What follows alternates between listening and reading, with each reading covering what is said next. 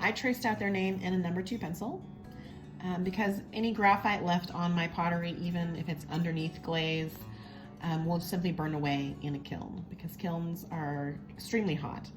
Now you want to make sure it's a number 2 pencil and not a mechanical pencil or a colored pencil or an ink pen or Sharpie. Those things don't always come off, but number 2, even if it's a smudge or something, still comes off. What I do is I write their name so that I know which candy is theirs, and then I erase, because when letters are this small, it's not really going to help me to trace over them.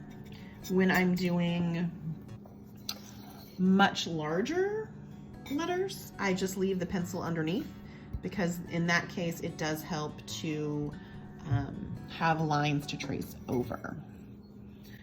We are using the smallest brush I can find.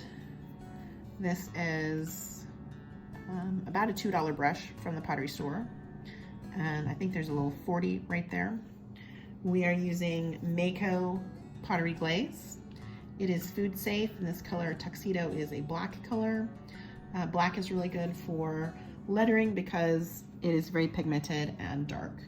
You can write their name in a number 2 pencil, and most wooden pencils are number 2. You just look at the side and it will say number 2. Do not use a colored pencil. Do not use a Sharpie or an ink pen or crayon. Like any of those other things are not good. This is pencil, and it will just simply erase off, and I can paint over it their name. And you might think it doesn't matter, like the kid won't remember what color they did, but you would be surprised. Some kids will definitely remember that, no, I tried to make a peppermint and mine was red. So I like to write the name, even if it's just kind of sloppily next to the dot, so that when I make it into a candy, I can put their name and get the right spot. And as always, thank you for watching, and don't forget to like, comment, or subscribe.